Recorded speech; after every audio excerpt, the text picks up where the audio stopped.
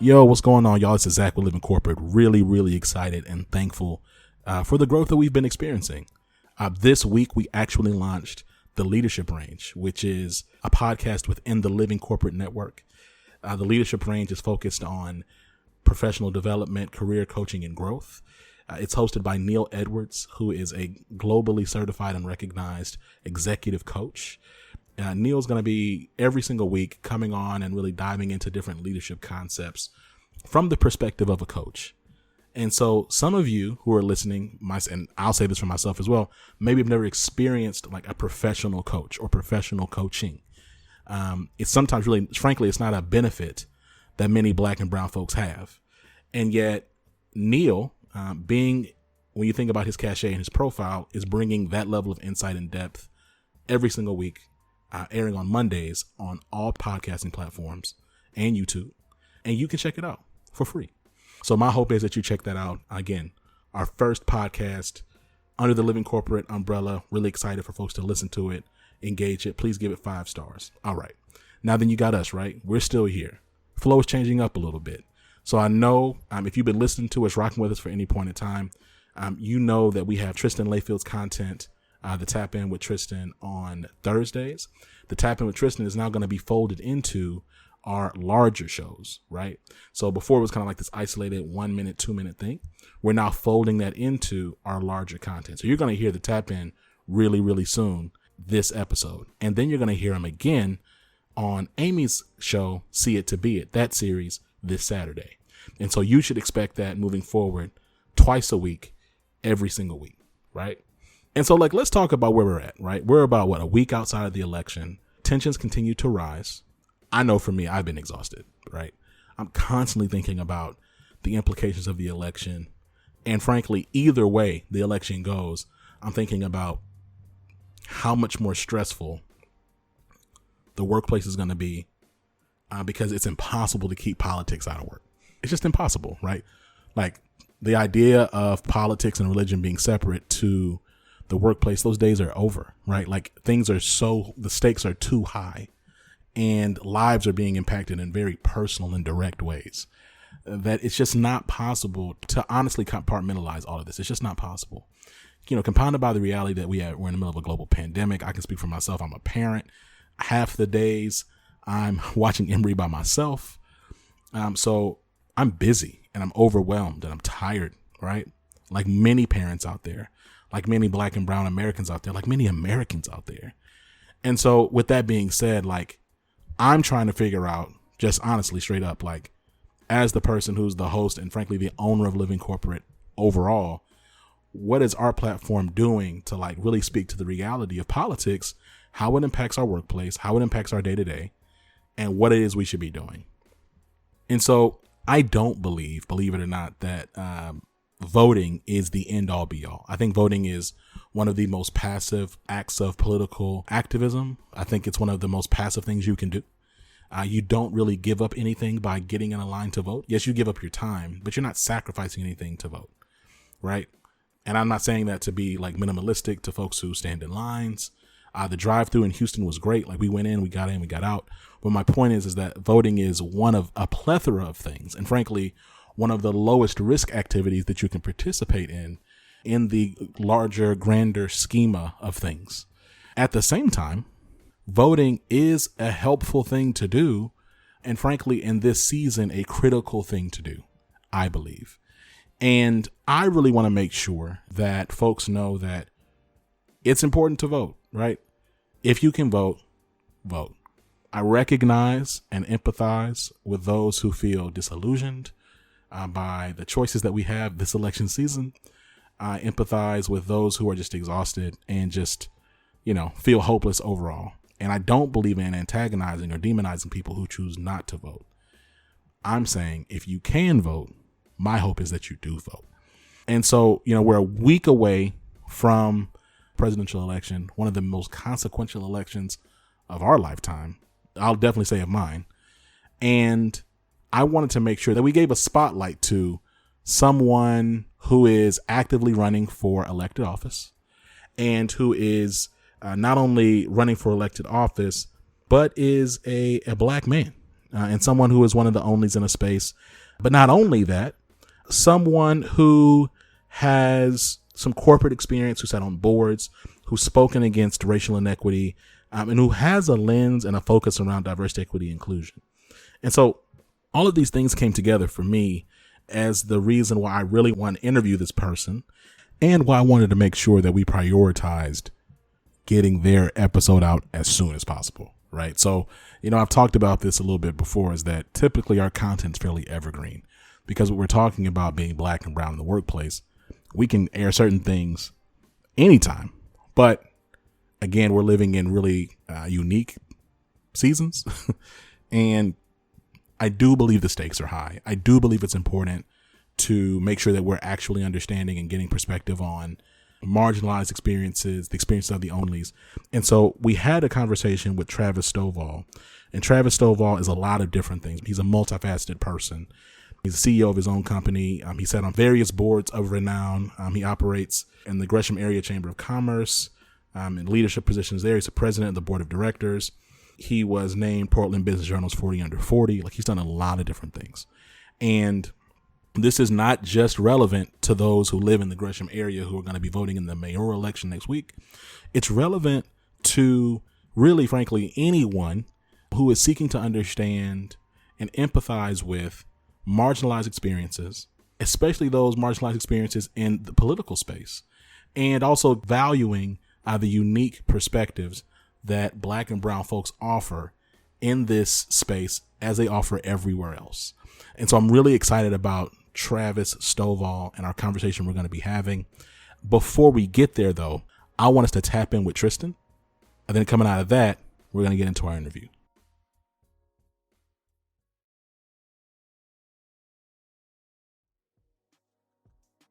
What's going on, Living Corporate? It's Tristan, and I want to thank you for tapping back in with me as I provide some tips and advice for professionals.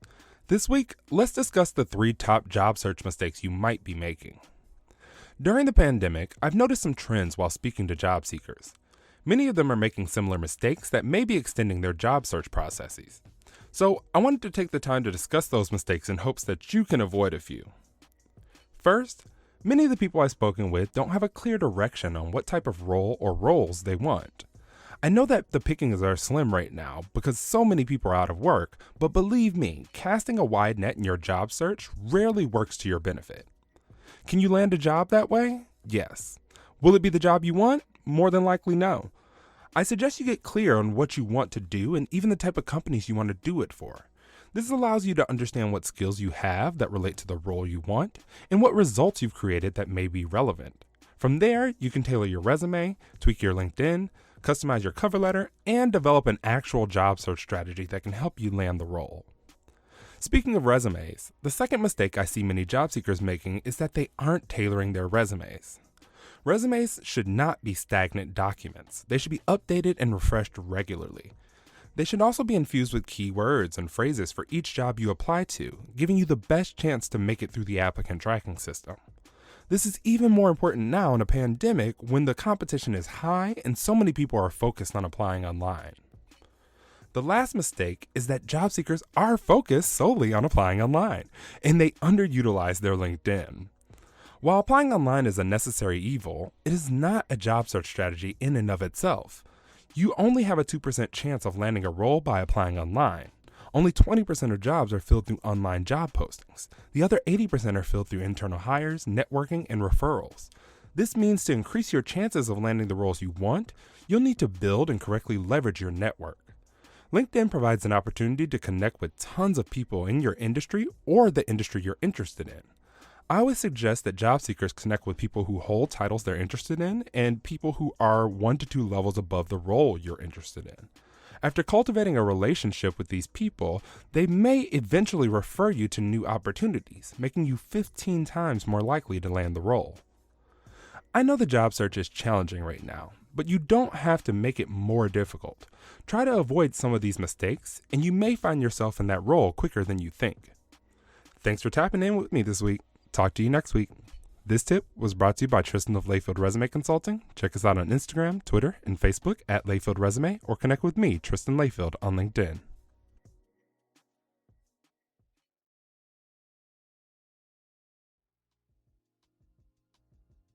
Travis, welcome to the show. How are you doing? Thank you, Zach. I'm doing very well. It's gorgeous here in the Portland metropolitan area here in Portland, Oregon. Get a chance to kind of live in the Pacific Northwest every single day. But today I'm doing phenomenal. We got a lot of great stuff going on, both business-wise and in the community. Just can't say enough about how excited I am to be here today and have this conversation. Well, let's get to it, right? You're the CEO of a strategic placement agency, but you weren't always. So, what was your path to getting here? So I grew up in Kansas City, Kansas. So in the inner city of Kansas City, Kansas, I moved to the Northwest back in 2000. But first and foremost, kind of grew up in kind of that red line community concept that they talk about in many of the books that reference the lack of home ownership for African American folks, Black and brown folks here in the United States. And that has significant impact because, I grew up in a community where the overall community disinvested in the area that we lived. And we struggled to get a great education until my parents actually took us out and put us into different schools. And they commuted us out to the suburbs so we could get a different education, which gave us kind of that new lease on life. And I ended up going to Kansas City, Kansas Community College, and then on to a 4-year school, and then on to get my MBA from the University of Nebraska. I moved here to the Northwest. First and foremost, I was in healthcare administration for a number of years with Adventist Health here in Portland. Then I left that and started a consulting firm.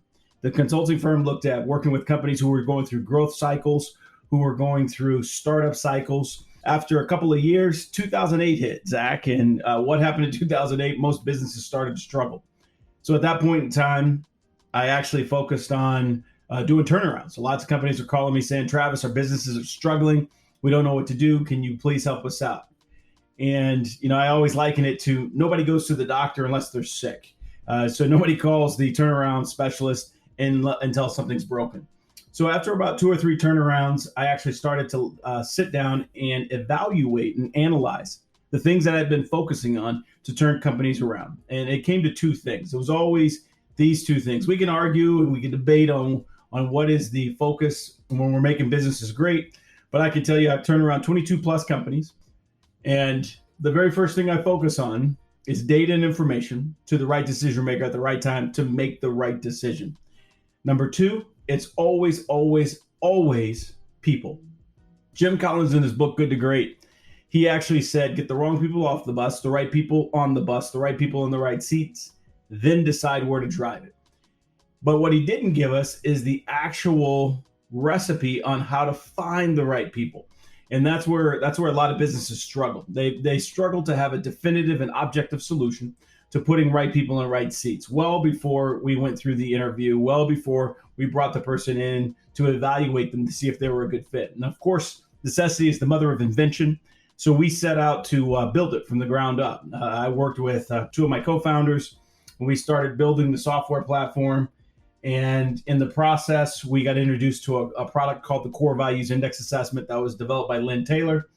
And we incorporated that into our system. And today we now have eRep, where we get the opportunity to put right people in right seats. And it's phenomenal and amazing, the performance that companies are able to achieve once they have right people in right seats, regardless of the unconscious biases that historically have disallowed for a more diverse workforce.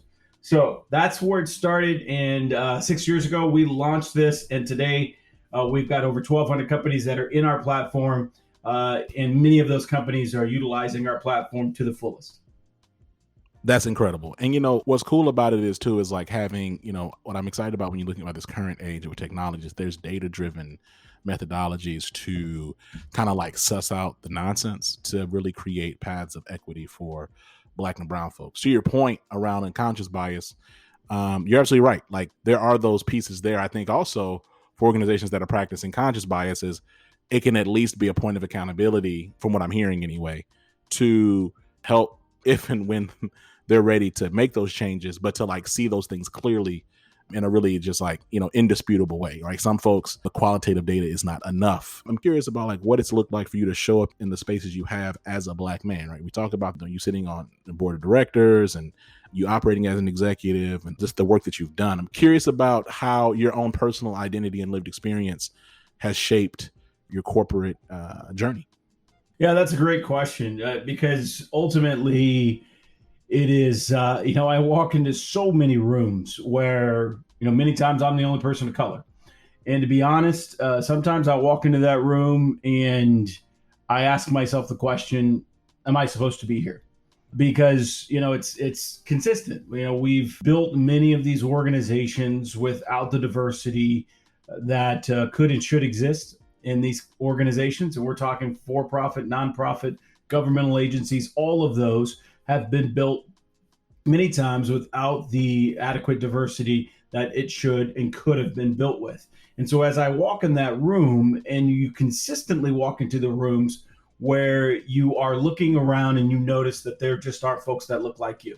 And so that can lead to struggles. That can lead to kind of that personal self-talk that's negative inside your head where you're like, wow, should I be sitting at this table having this conversation with the powerful majority, dominant culture individuals, that guide these conversations and discussions. And you first have to kind of look at that demon and say, hey, I am supposed to be here. Even though there aren't many people who look like me at these tables, that doesn't mean that I shouldn't be here. And so we many times we're breaking down barriers. We're integrating certain opportunities, for those that come behind us. And we're pioneering in many of these spaces. And I tell folks all the time, I say, many times when I walk in that room, I can sense that some folks are discounting my intelligence, discounting my ability to add to the conversation. They're sometimes questioning if I'm sitting at the table because of some diversity initiative that has been implemented within the organization. And so as I sit there the very first time in those seats and begin to listen and take in the information, and then in very short order start to contribute at a very high level, I can sense that the individuals around the rooms are ultimately finding that I am someone who can contribute to the conversation, very quickly, very appropriately, and very effectively. And so that's something that, as you referenced, I'm walking into room after room after room, into spaces after spaces as a Black man, adding to the conversation and discussion. And yes, some of those times it's because folks are saying, hey, we do need to acquire additional diversity. But in many of those cases, I've sat down at the table and in very short order, I've become either a vice chair of that board or a chair of the board, similar to the president of the board of directors for the Gresham Area Chamber of Commerce. All of that happened in pretty short order once I was able to join that organization and be able to contribute at a very high level and gain the respect of the folks that sit there with me making decisions. And so, yeah, it's a challenge sometimes, but certainly it's something that we have to continue to lean into. As Black individuals, we have to continue to lean into, as uncomfortable as it is for us. We have to make sure that we're contributing, to these organizations. And I tell people all the time, I said the way that we actually get lasting change is to ensure that Black and brown folks are at the table of leadership and influence. And that happens not when we're just in DEI positions. Diversity, equity, and inclusion positions within organizations are critical, but we shouldn't be just set aside in those DEI positions. We should have opportunities to be on boards of directors. We should have opportunities to be on management teams and leadership teams, similar to the opportunity I received not too long ago, where I had the opportunity to join the Digital Trends Board. That was something that now gives me the ability and opportunity to lean into those discussions. Again, not from a bolt-on DEI role, but from a board of directors. The conversation about diversity permeates every conversation because it's my lived experience that gets to add to the conversation. Many times you walk in that room and you look around and you just smile, but you sit down and you start to contribute. That's really what we have to do. We have to continue to do that and continue to make the path for those who follow us much, much, much easier. That's incredible. What I'm curious about when you talk about, Black folks, we're not just in DI. That's just such a great point, because a lot of times I've even seen situations where folks, there'll be Black folks with like 3 or 4 PhDs, and they've done this and they've done that, and they've in like very like unique or niche spaces, and then they get brought on as like, the chief inclusion officer, and it's like, Exactly. They could be well served doing something else. I'm really trying to figure out, you sit on a variety of boards I talked about already. Can we talk about like just what is a board, right? Like for the folks who are listening in, I know for me, like I'm a first generation professional. I didn't really understand like what a board was, how they function, what the purpose of them is. And then also in this season of highlighted focus on Black equity, what are some methods in which boards can be made more diverse? So boards, they have different functions depending on exactly what type of organization it is. You've got the government space, you've got the nonprofit space, and you got the for-profit space. Many times in the government space, they're going to be policy boards. Those policy boards set policy for the organization, the institution, ensuring that the staff have the direction they need to run that organization. And many times that board is representing the community, representing the broader stakeholders. And that's my role when I represent on TriMet. So our local transit agency that serves the entire Portland metropolitan area. On that board, we're a policy board. We give direction. We approve certain expenditures above a certain amount. We hire the general manager, those types of things to ensure that then the agency and the organization has the ability to run on a day-to-day basis. So we, again, in that situation, the board of directors there is looking to ensure that the agency runs as best it can. And it does that through policy development, approval of those larger expenditures, and hiring of the general manager. And we meet once a month and go over, critical concepts of what the agency needs to be doing. Now, in that, we also help set different things similar to what you referenced already, about the TriMet board being the only transit agency in the country with AAA rated debt. We got that by the board pioneering what we call a strategic financial plan. So myself, another board member at the time, Craig Prosser, we all sat down with staff and developed this strategic financial plan where we actually identified what the organization should target each year in regards to its financial development and future. So kind of that board gives that guidance. In a nonprofit, which I sit on a couple nonprofit boards, nonprofit boards, you've got a little different kind of application, what we do there, and contribution to make. Many times the board of directors, again, is giving direction for the agency organization and the nonprofit. But in those cases, we're also fundraising. We're also making connections for the nonprofit to be able to function, raise dollars, put on events, those types of things. So that board is a bit more involved. And then the private space, similar to the board I sit on with Digital Trends, we actually contribute a lot of our insight. So we're helping make business decisions, giving guidance on various business decisions to ensure that the organization, the company, actually makes the right steps to increase what we would consider to be enterprise value. And so everything we do in that regard, like I said, we're giving guidance. We actually, generally the CEO reports up to the board, and then the board kind of holds the CEO accountable, and then the CEO holds the company accountable.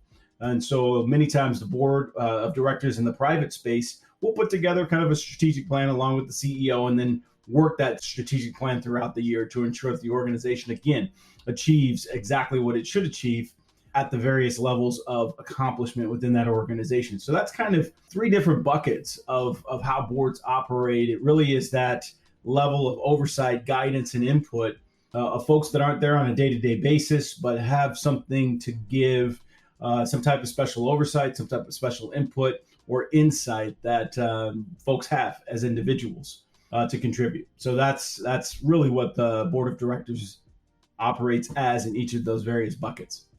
That's a helpful answer. Let's get to this. You're running for mayor of Gresham, Oregon. All right. Why politics and why now? I tell people, as we're going through all of the challenges that we're going through in regards to social justice and the challenges that we face as a country in ensuring that everybody has equal opportunities, and what's been happening with some law enforcement situations in the Black community it's challenging. It's challenging to see this happen time and time again. It's challenging when folks kind of see it and then discount it and dismiss it. And as many of the things that began to unfold, as we started having a lot of this social unrest, folks would come to me and say, Travis, what can I do? What can I do now? I think I'm starting to understand and appreciate that we're not doing things as best we could in our country. when it comes to racial justice. And so I always tell them there's three things that I recommend. First, educate yourself. There's tons of information out there. There's documentaries like 13th. There's books like White Too Long. There's books, like The Color of Law, written by Richard Rothstein. Lots of information and books that just give a factual and actual, perspective and historical view, fact-based view of what has gone on in our country as far as race relations goes. So educate yourself. Because as a Black man, I'm willing to give you my lived experience. I'm willing to tell you what my lived experience is like, but what I'm not willing to do is try and convince you that systemic and systematic racism exists and still exists. So I say, hey, educate yourself. Number two, amplify and elevate the voices of those who have been disadvantaged. Elevate the voices of people who have not had the opportunity. Folks like myself, folks, that really have been disadvantaged over the years. Elevate those voices so that we now can be heard by a number of people. And lastly, I say use your voice, use your powerful majority voice to add a level of defense. Defend. When you observe things that do not meet the level of equity that you see, you need to step up and lend your voice in the defense of those things. Now, I probably have said this, to 15, 20, 30 people. And now about 4 months ago, the mayor of our city, he actually stepped down and said that the best person to lead our city forward is Travis Stovall to a more just future. So here's a powerful majority, dominant culture individual looking to elevate the voice of someone who he feels is best equipped to lead our city forward. The elevation, of my voice to be able to lean into the things and the challenges that exist here in our community. So with that, I took about a month to kind of weigh whether or not this would be something I should lean into, and I decided it is. It would be inappropriate for me to have sat on the sidelines when folks that I've been pressing to say elevate our voices is now looking to elevate my voice, and I say no. And furthermore, I said this a little bit earlier. I said the way that we can have lasting change is when Black and brown people are in positions of leadership and influence where we can actually appropriately lean into the challenges that exist, have discourse and discussions that really cause lasting change. And I see the mayor of Gresham as that opportunity. I see that as my ability to lean into this conversation. I've worked hard at understanding the kind of the fiscal side of the picture. So I've done that on many of the boards that I've sat on. So I feel comfortable there. But I bring a unique lived experience where we can lean into the social justice conversation.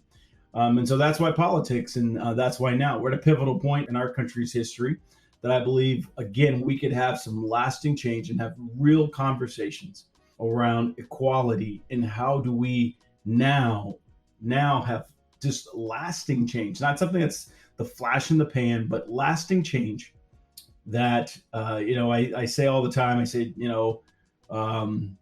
there's those who gave all, there are ancestors and, of ours that gave all. There are going to be those who give a lot, and there are going to be those who give a little. And I think I'm in a generation and my parents' generation where we've given a lot so that the next generation only has to give a little. And so this is my opportunity to give a lot so that the next generation only has to give a little, and they can see the equity opportunity that we don't necessarily see today. So, we've had an increased focus, rightfully so, right? You look around at the world and just kind of where we are economically. There continues to be a focus in this season on, Black entrepreneurship, Black-owned businesses. And I'm really curious to know, what role you believe Black and brown-owned businesses play in economically recovering in this era. You look between now, let's just say the next 18, 24 months. And then what role do those with mayoral powers, such as hopefully potentially yourself, play in reducing barriers to entry and growth? So, there was a report that came out just recently, a few weeks ago, that identified that the U.S. economy since 2000 has lost out on $16 trillion in GDP opportunity, gross domestic product. That's the total of all of the services and manufacturing products produced here in the United States. So $16 trillion has been missed out on since the year 2000. So for the last almost 20 years, because of deep discrimination, primarily against Black and brown folks. So if you go back just probably 5 to 7 years, our entire annual GDP was about $16 trillion. So we've lost almost an entire year of GDP because of discrimination. Because ultimately, when we are discriminating against individuals, people, unconscious biases enter into any of the conversations or discussions and decisions, then we are not getting the best people in the right seats to do the right work and to do the right thing. So we're nixing the opportunity of folks to be able to innovate, to be able to bring new businesses, ideas, and companies to the forefront, because of we're not giving everybody the opportunity. 1% of all venture capital goes to Black founders, and I'm a Black founder. So as you begin to look at what Black and brown folks in entrepreneurship can bring to this conversation and to this economic recovery, it can be huge. Because ultimately, if we bring better companies forward, if folks have the opportunity, if we're not nixing folks from bringing their incredible idea forward, then we're giving everybody equitable opportunity. And so much of this is halted because we live in a culture of approval, disapproval. Almost everything we do starts with approval, disapproval. And many times that approval, disapproval power is held by a vital few. When we think about what I just referenced, 1% of all venture capital goes to Black founders. That's many times, but probably close to about 95 to 97% of all venture capital decisions are held by the powerful majority dominant culture race. And so if that's the case, then we have a very poor opportunity to bring our ideas to the forefront and thus get funded so that we can bring that forward. If we are going to have a very robust opportunity to pull ourselves into an economic recovery and then an economic expansion, we have to leverage everybody's contribution at every level so that we don't go another 2 decades losing anywhere from 16 to potentially 20 to 25 to 40 trillion dollars in lost economic activity because of discrimination and because of the unconscious biases that disallow folks to bring their ideas and companies into fruition because of that deep discrimination conversation that we're talking about here. So we've got to begin to tear down these barriers. We've got to begin to ensure that nothing is standing in the way. And as an elected official, potentially as we look down the road, there certainly are opportunities for cities to ensure that we've got equitable economic development, because many times cities have economic development programs, and I think that that's got to be something that cities have to take a look at. How do we encourage a more equitable economic development? And if you look at my platform, I talk about that a lot. I talk about equitable economic development, not just economic development by itself, but equitable economic development so that we have a more comprehensive approach to bringing opportunity to everybody. And I believe elected officials can absolutely have a positive impact on that discussion, as we go forward, as we build our cities, as we ensure that specific programs that we put in place somewhat are more focused on kind of those smaller businesses that really are the lifeblood of our communities. Man, Travis, now I know you're not an elected official yet, but man, you be talking like him, man. You got your points. You bop, bop, bop, bop, bop. I appreciate that. I respect it. And this has been a dope conversation. Now, before I let you roll and let you go, any parting words or shout outs? The biggest parting words that I can give is that ultimately we have to tear down the barriers to opportunity. And we've got to make sure that we've got much more of an opportunity for equity. I'm in the space of ensuring that we can tear down the structural impediments that have disallowed folks to get hired into roles and responsibility where they can have the highest and best contributions to their organizations. Because many times the thing that stands in the way is that when we are hiring, we are hiring 3 contacts away. So, I know one person, they know somebody else. I'm hiring that third person because I want to decrease the risk of a bad hire. But the moment that we use objective and definitive information and data to drive our hiring decision, we always get a better result. We've got to be willing to take a look at our structural constructs and ensure that we're opening things up to a new or different way. Because what's the saying? If you do what you've always done, you're going to get what you've always gotten.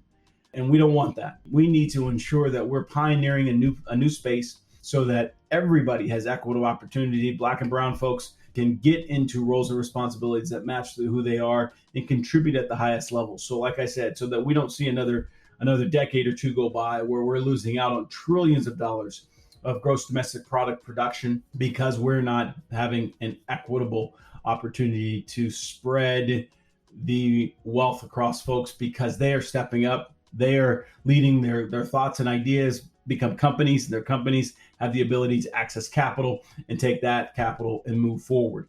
And so we've got to be able to do that. We also, again, we have to be allowing Black and brown folks to get into positions of leadership, similar to, like I referenced before, Digital Trends gave me an opportunity to join their board. And now they are the largest independent digital media company in America. And, it's an opportunity for now me to lean into that conversation as they continue to grow. I get to be a part of that discussion, not some bolt on, to say, okay, we're going to have this conversation and then we're going to have, we're going to talk about how does diversity, equity, and inclusion, how does it contribute to this conversation? No, it's going to permeate the conversation. Right. So that's what we have to continue to do. We have to continue to elevate and amplify the voices of the folks that I just referenced. With that, I want to certainly thank my parents. Everything I do right in my life, it's because of them. If I ever do anything wrong, it's because of me. They're 2 phenomenal people. And I can't say enough about how they've shaped my life and given me an opportunity that I wouldn't normally have gotten coming from the inner city and the streets of Kansas City, Kansas. Now having an opportunity to apply my talents at the highest level of our region and our city here in the Portland metropolitan area. So I can't thank them enough. Man, that's love. With that being said, y'all, this has been Zach We Live in Corporate. You've been listening to Travis Stovall. Travis Stovall is a lot of different things, so I'm not going to try to crush this man down to my little limited expectations, but I'm just going to put all this stuff in the show notes. You check him out. And until next time, peace.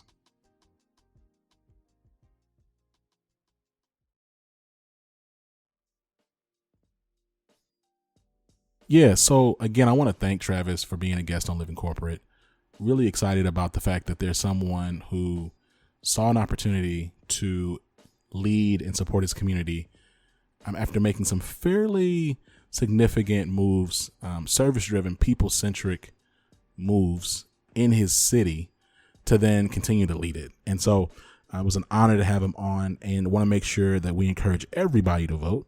And it's not just about the presidential elections. You want to vote in your local and state elections as well, right? Regional, everything. Like, make sure that you're actually being engaged in the entire process. As I said at the top of the show, voting is one of the more passive things you can do, yet it does have an impact. I want to talk a little bit about like the rest of this week, right? So if you're listening to this on a Tuesday, make sure that you know that we have a new episode of The Access Point happening tonight.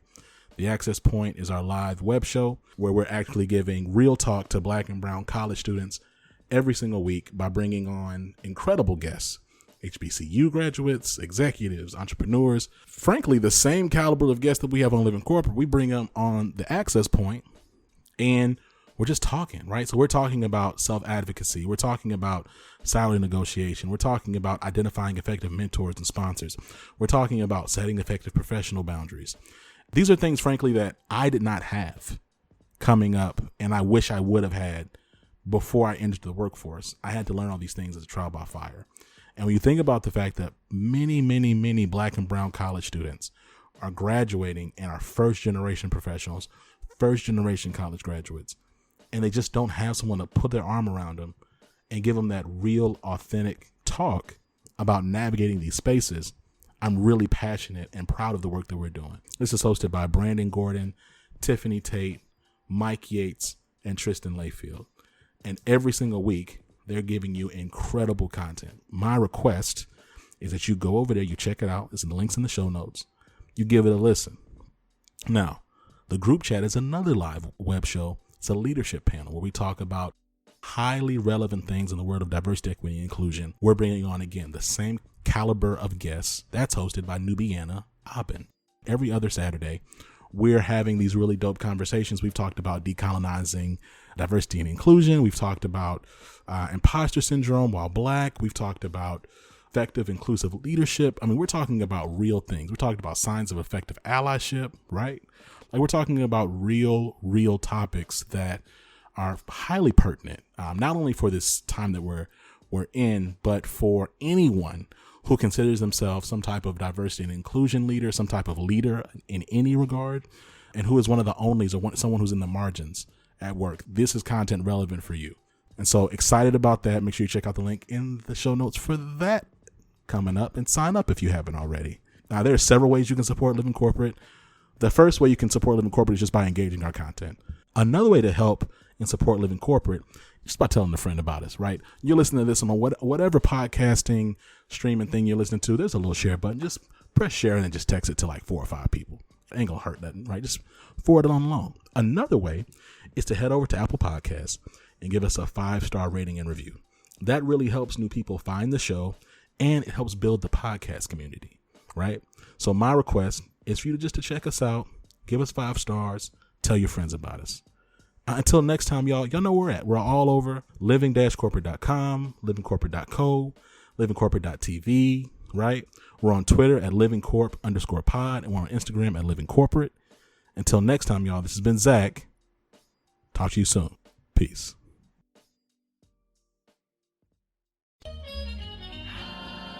Living Corporate is a podcast by Living Corporate LLC. Our logo was designed by David Dawkins. Our theme music was produced by Ken Brown. Additional music production by Antoine Franklin for Musical Elevation. Post-production is handled by Jeremy Jackson. Got a topic suggestion?